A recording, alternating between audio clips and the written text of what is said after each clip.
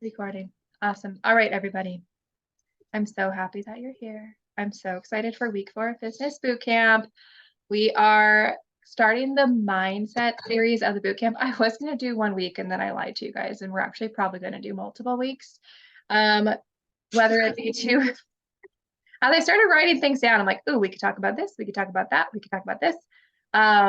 We're just going to go into kind of the vibe of how it feels. And if we keep going, we keep going. Because really, okay, let me tell you, back it up a little bit. So as you guys know, for the past like few years, I was always making, well, not always, but in the past couple of years, after probably 2 or 3 years, maybe not quite even, I could pretty easily bring in like a $10,000 month, right? That became very easy for me. For me, that's 4 patients, right? Maybe 5, depending on what my pricing was like then. So that started to feel really easy for me. And I thought, okay, like there's never really going to be a month where I'm making less than this. But then a $20,000 month felt like really hard, or like a big jump to get to. And I would sometimes hit it and then, or be really, really close. And then I'd be kind of mostly in maybe like the 13 to 15, maybe 16 range. And I was like, man, I feel like I'm working so hard. I'm grinding. How come I like can't quite ever make this jump, right? And that's kind of where I looked at hiring my business coach, who I've been now working with for 7 months. There we go, lucky number 7. And of course, we made some of the initial changes like we've talked about with you guys, right? Like changing how we do our sales and going through those 4 steps, or like he calls them the 4 gates, whatever, like whatever you want to label it as, but taking it through those 4 different situations. I was converting patients again. Not that I ever wasn't, but my higher numbers were back. I also made it less confusing for patients, right? I was giving them too many options. I was like, we can work for this person for this price, this person for this price, and this person for this price, and almost kind of like sales confusing them, right? So I really streamlined that piece. And so I was getting back to kind of my 15, 16 range really consistently. And I was like, okay. But then, and part of why I even hired a business coach was because I knew that I wanted to up level, right? Like I wanted to double my income. I wanted to see what it would look like to make $30,000 a month, $40,000 a month, right? And I knew one of the big things around that would be mindset stuff. And one of the big things that has always kind of tripped me up is money. So I did not grow up like where like money was good. I grew up in a very like conservative Christian home.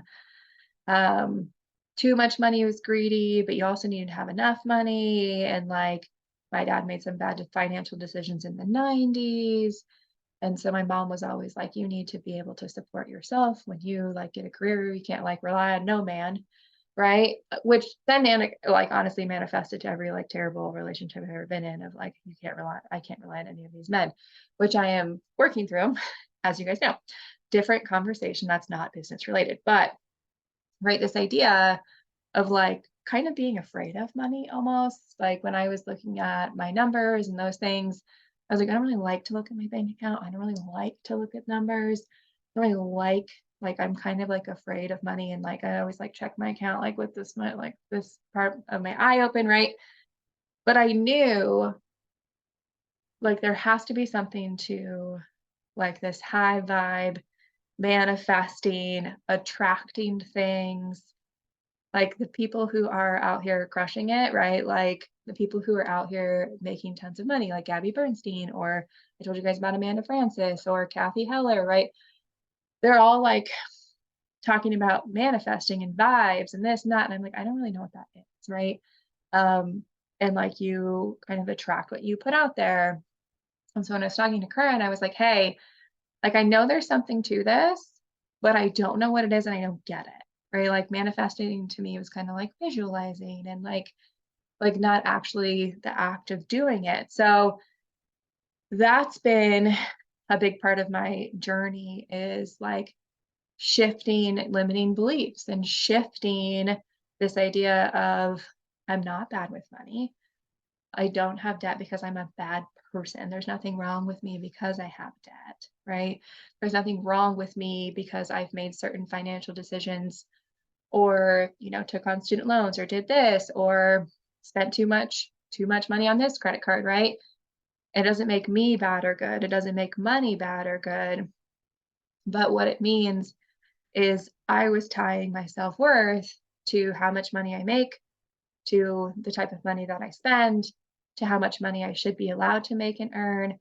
What kind of person does that make me to make a certain amount of money, right? And basically stopping myself from making more money because I didn't want to be seen as like someone who's greedy. Like I would never use my money for like bad, evil genius plans, right? Like you guys all know what I want to use my money for. And I feel like those are pretty good reasons to use my money, right? So money's really supposed to be a resource, right? And so one of the big things is creating money and making money really neutral and not putting so much pressure on it, which feels so opposite of how you actually make money. So I do want to dive into some of that money stuff, but what I want to talk about even first is coming back to some of the sales objection-y things that we've talked about and that mindset around that, and then talk about some limiting beliefs, and then either we'll talk about money tonight or we'll talk about money, we might probably talk about like full on money next week because I think that could take up a whole hour. But how many of you get the objection from someone of, let me think about it? You do their eval, right? And if they don't say yes, like how often, let me think about it, let me get back to you. Joanne just says she has to check in with somebody. It wasn't even so much a let it think about it, but like let me make sure that I get like my paycheck comes in, right? But like the sales objection of let me think about it, right? So here's the thing. Whoever this person was, right? And if you put yourself, I want you to put yourself as a buyer for a minute, right? They took the first step to say, yes, I want to make a change. Or even you've done that in the past, right? And you guys all came on to like our calls to decide if you want to come into business boot camp, right? Or decide if you want to do one-on-one business coaching with me, or if you want to come to the retreat, whatever it is, right? At some point, you've all said, yes, I think I need to do something to make a change, right? Okay. So this is so wild, but it's so true. We attract people who mimic our behavior. So if you're the type of person and you get on a call with them, right? And it's someone in the like you're like, man, I want to make this change in my relationship. I want to make this change in my business. I want to make this change in my health. I want to make this change for whatever reason why you might possibly hire someone to do something for you, right? Or with you, right? We work with people, not for people, right? Right. And you have a sales conversation and everything we talk about is in perfect alignment with you and what you're trying to achieve and where you're trying to go. You took inspired action to get on the call. You got all this information that you needed. And now basically you have a decision that you need to make, right? Okay, this all sounds great. Yep, this is exactly what I need. I'm on this call. This is what I want. This is what I want to do. You're making me believe that I need this, that I can use this. This is going to help me change my life, right? And you're like, okay, here's the spiel. I've got everything for you. And really, at this point, you have all the information you need. And you have two choices, right? Do I want to get better? Right? That's the yes.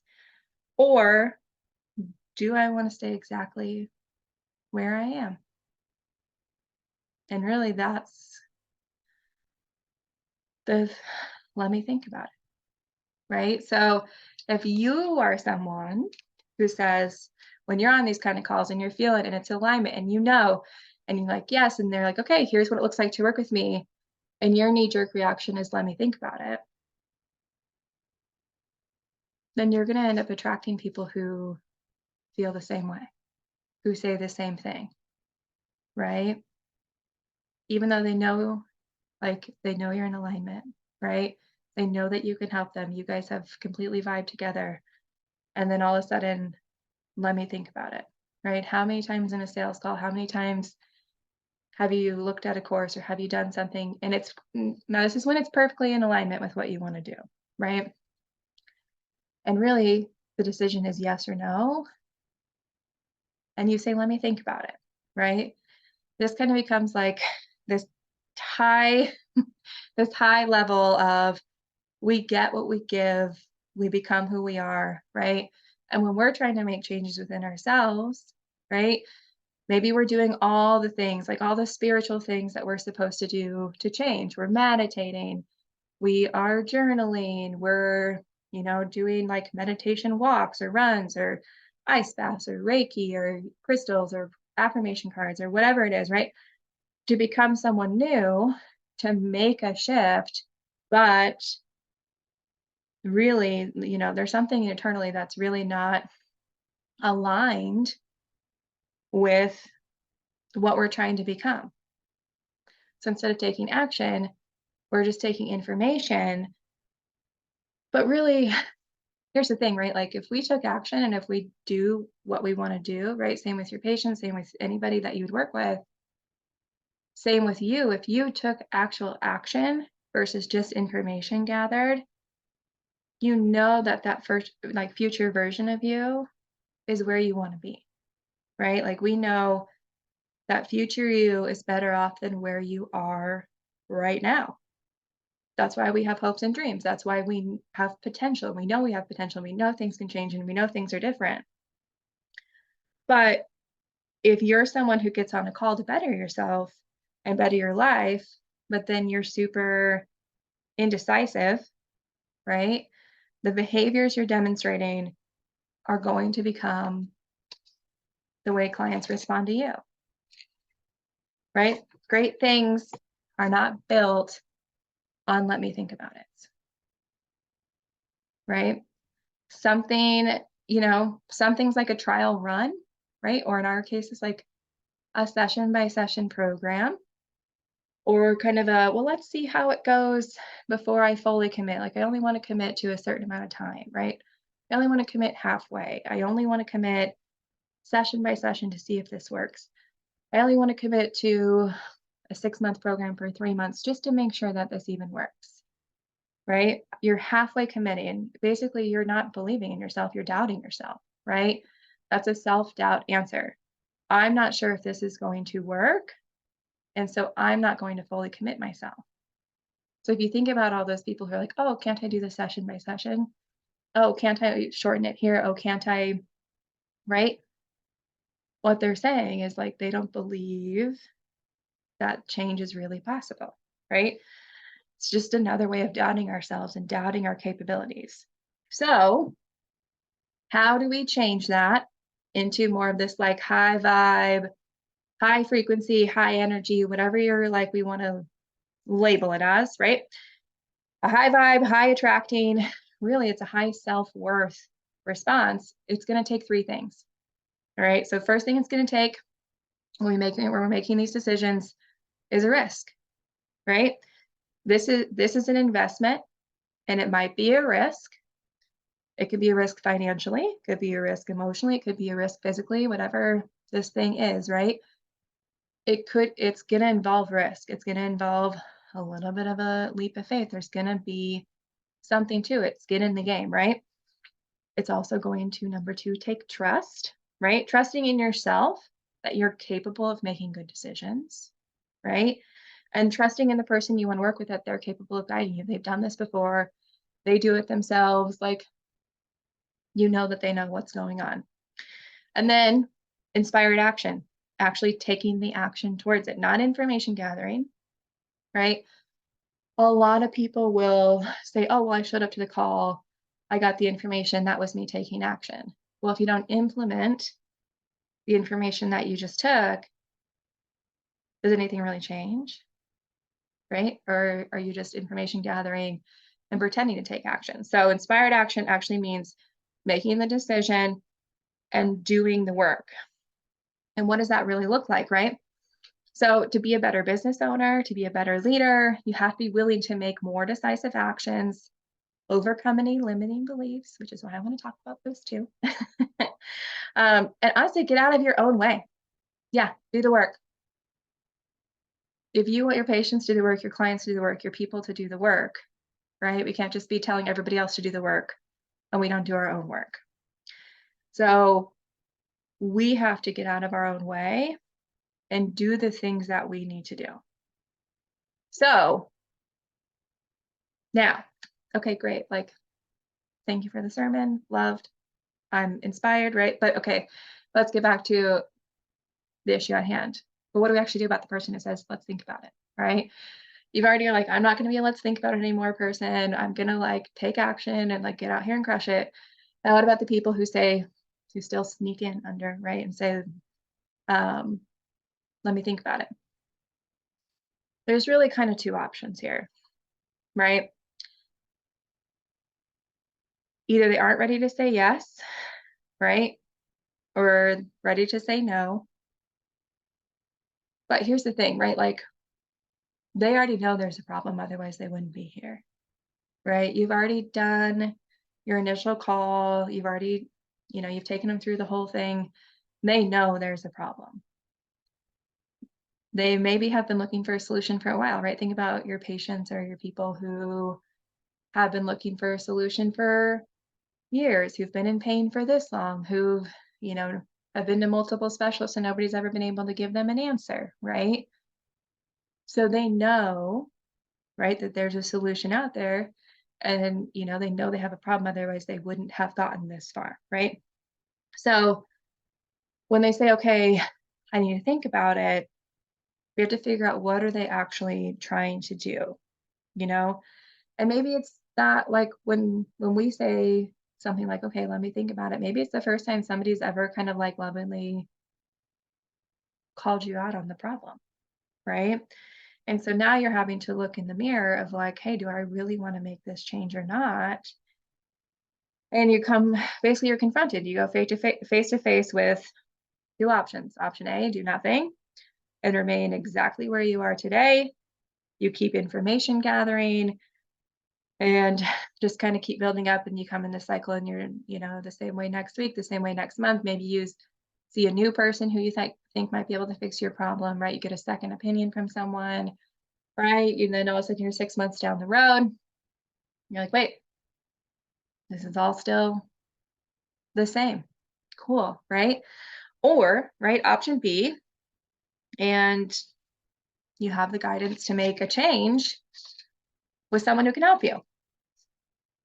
So if someone actually says at the end of your call, right, hey, this all sounds great, but I really need to think about it. My challenge to you is going to be, don't think of it as an objection, right? Don't think of it as a no. Don't think of it as, oh, I've completely lost them, right? I want you to dig in a little bit.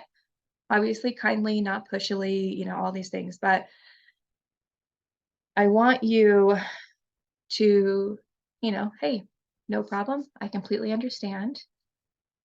How long do you need to think about it for? 2 or 3 days? 2 or 3 weeks? Months? Years? Okay. 2 to 3 days? Sweet. Here's what I know. All right. And really write it down word for word, say it back. Here's what I know. I am your best source of information right now in real time. And I have you on this phone call, right? Or I have you on this Zoom. Would you agree? Yes, right? Because they may even want to follow up later with more questions. Yes. Okay. I know when you get off this call, life is going to kick in. You're back in your routine. Maybe you have dinner to make, grocery store, your kids need this. All of a sudden, you're getting distracted. You're not actually able to sit down and really think about it, right? Life takes over. It does that to all of us. So the only thing that we know for sure is that this problem will still be here when you wake up in the morning. It's not going to disappear overnight. I know and you know you've been looking for a solution. So what's really actually getting in your way of taking action on the solution tonight? Right? And see what they say. Like, that's really, let me think about it's not really the problem, right? What is really the problem? And being able to get real with them on what that might be, what their fear is around really not moving forward, will give you a better idea of how to move forward with them, right? So, really, you can even say, hey, I understand you've got three options. You can do nothing, right? You can do it yourself and try and figure this out, or you can do it with someone who's done it before and can help you get there faster. And that's really going to get to the root of what's really going on behind the let me think about it.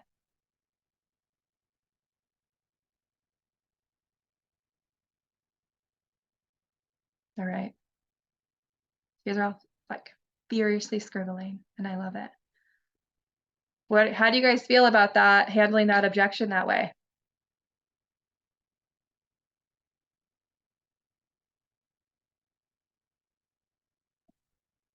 That feel like a lot? Does anybody feel like they're let me think about it person? Oh, I'm a definitely a let me think about it person, so this is really helpful for me. Like, would you actually say it the way you just said it, or would you say it in like a different way? The 2 to 3 day thing? No, that like, here's what I know. I'm your best source of information. I can answer any questions right now. We know that problems don't go away and you're looking for a solution. What are you actually looking for answers on?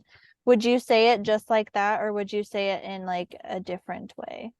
No, honestly, I would say it just like that, and if you can kind of reword it around like your personality of what, hey, I completely understand, 2 to 3 days.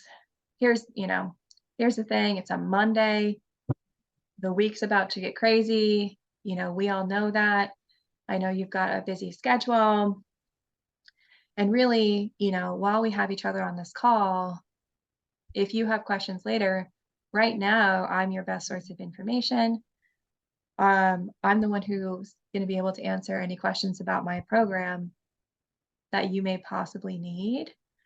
So, would you agree with that? And they're going to say, yeah, like, oh, yeah, right. Okay. So, that being said, right, like that being said, the rest of the week gets crazy. Who knows how much time you're really going to have to actually really sit and think about it. So, before life kicks in and you get back into your routine, this is what we know. You've been having, and I would list their problems, ABCD problems for, they'll tell you how long, right? Like I think I told you guys about that one mom who had like TMJ issues for like 13 years, right? Like we know how much this is impacting your quality of life, right? And we know that this problem is not going to go away overnight. So you've been looking for a solution. What is really actually getting in the way of you moving forward to fix that solution? And then they'll give you a deeper, better understanding of what that could possibly be. And they could have like a legit reason, right? Like, we're going out of town this week, or no, I do want to do this, but I get paid on, right? Like, let me use Joanne's person again, right? I get paid on the first, so I can't make my payment till the first. Or you can kind of uncover what their limiting beliefs are, right? Or they maybe make a decision that it's not aligned for them. And then you'll know that you don't have to then chase it for however long or wonder, oh, what did I do wrong on this call? What wasn't right? When, um, you know, what might be the issue more than anything, right? So it's getting to the root cause of like this kind of like surface level objection of that we all can give sometimes of, ooh, I just don't want to give an answer. But really, like, generally speaking, you know if you need this or not. Right? Like when somebody gets to that deep, like comprehensive evaluation, that deep in-depth call, like a 15-minute call, no. But that deep in-depth where you just spent an hour and a half together, we know what the problem is, right? At that point, if they don't know what the problem is, then that might be something that you could have pitched better. I mean, in the nicest way possible, that like if you haven't led them to the water, that they know there's a problem. That one might be on you a little bit. So we'll sharpen up those skills for sure. But the let me think about it is, what's the nicest way to put this? A cop out. There's not a nice way to put it, right? It's kind of that cop out. It's kind of a fear-based response. And so helping them dig a little bit deeper about what it is they're really thinking about can really actually uncover the true issue or the true need.